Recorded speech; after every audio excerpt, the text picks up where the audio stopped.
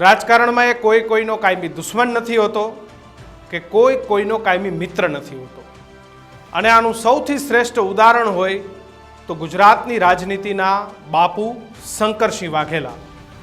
શંકરસિંહ વાઘેલા એ રાજનીતિમાં લગ્ને કુંવારા છે. અનેક રાજકીય પક્ષ બનાવ્યા, અનેક સરકારો પાડી, રાજ્યના મુખ્યમંત્રી બન્યા. કોંગ્રેસ ભાજપ સૌમાં ફરીને આવેલા શંકરસિંહ વાઘેલા હજુ કંઈક કરવાની ધગશ ધરાવે છે. નમસ્કાર, આપ જોઈ રહ્યા છો ન્યૂઝ રૂમ. હું છું કિશન કાટેલિયા. 20 તારીખે સક્રિય અસ્મિતા સંમેલનના નામે અમદાવાદના ગોતા સ્થિત એક બેઠક થવા જઈ રહી છે.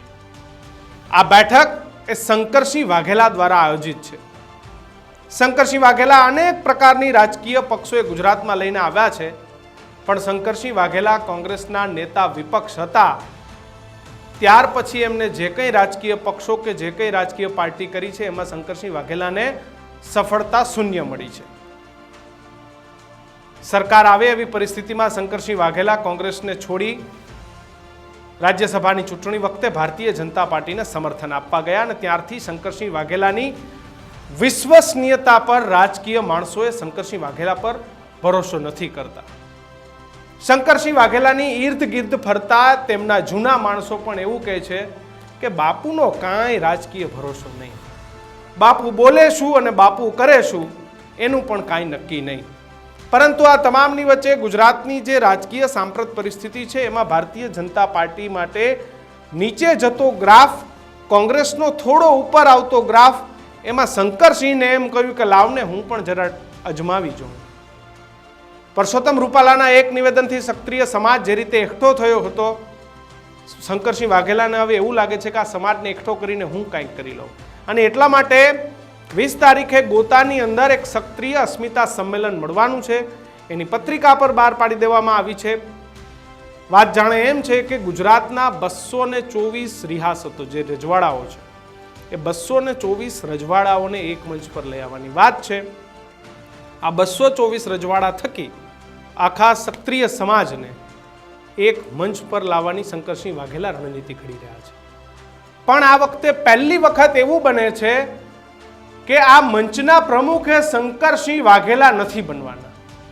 આ મંચના પ્રમુખ તરીકે ભાવનગરના મહારાજ વિજયકુમાર સિંહજીની નિમણૂક કરવાની છે.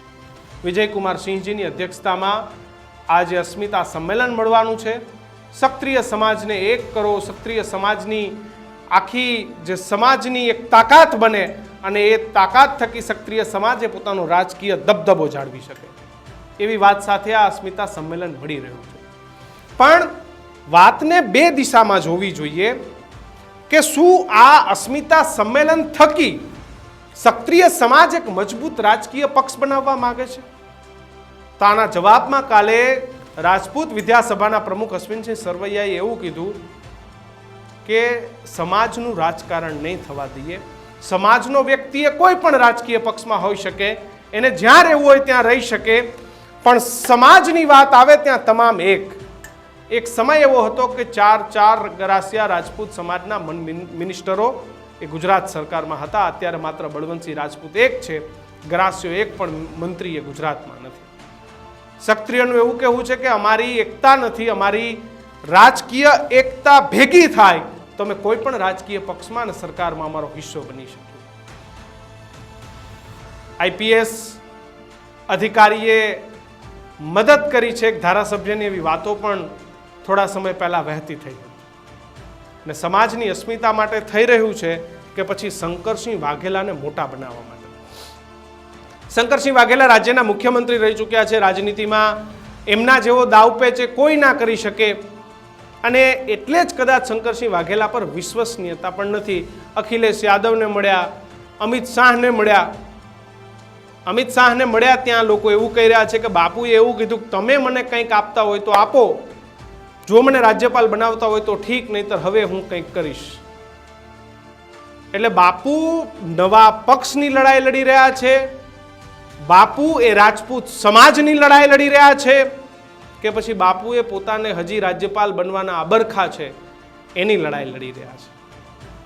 એનો જવાબ એ મુશ્કેલ છે, કારણ કે શંકરસિંહ વાઘેલાને આજ દિન સુધી કોઈ ઓળખી નથી શક્યું. એક એવો પણ સમય હતો 2017 પછી ચૂંટણીઓ આવી ત્યારે 19 છેલ્લી લોકસભા કે શંકરસિંહ વાઘેલાને ફરી કોંગ્રેસમાં લઈ જવા માટે કોંગ્રેસના એક જૂથે ખૂબ ધમપછાડા કર્યા, પરંતુ રાહુલ ગાંધી એ ટસના મસ ના થયા. રાહુલ ગાંધીએ સ્પષ્ટ કહી દીધું કે આજે નહીં ને કાલે નહીં, વાઘેલા બાપુએ ગુજરાત કોંગ્રેસમાં ક્યારેય નહીં. રાહુલ ગાંધી એ પોતાની વાત પર અડગ રહ્યા, કારણ કે શંકરસિંહ વાઘેલાએ કોંગ્રેસને એવા સમયે દગો દીધો કે જે સમયે કોંગ્રેસે કદાચ 2017માં સરકાર લાવી શકે એવી પરિસ્થિતિમાં હતી ને એ સમય પહેલાં શંકરસિંહ વાઘેલાએ કોંગ્રેસને દગો આપી અને ભારતીય જનતા પાર્ટી માટે કામ કર્યું. 14 જેટલા ધારાસભ્યો બાપુ તોડીને ગયા, એમાંથી 12 જેટલા ધારાસભ્યો ફરી હારી ગયા. માત્ર ધર્મેન્દ્રસિંહ જાડેજા અને CK રાહુલજી બે જ શંકરસિંહ વાઘેલાના માણસો એ 17માં ભારતીય જનતા પાર્ટીમાંથી ચૂંટણી જીતી શક્યા, બાકીના તમામ હારી ગયા. અને ત્યાર પછી બાપુએ ઘણી મહેનત કરી. બાપુની પરિસ્થિતિ આજે એવી છે, ન ઘરના કે ન ઘાટના, ન તો ભારતીય જનતા પાર્ટી ગાંઠે છે કે ન તો કોંગ્રેસ ગાંઠે છે. જોકે આજે પણ બાપુનો દબદબો એટલો છે કે ભાજપ કોંગ્રેસના બંને ધારાસભ્યએ શંકરસિંહ વાઘેલાના આશીર્વાદ લેવા જીત્યા કે હાર્યા બાદ હંમેશા જાય છે.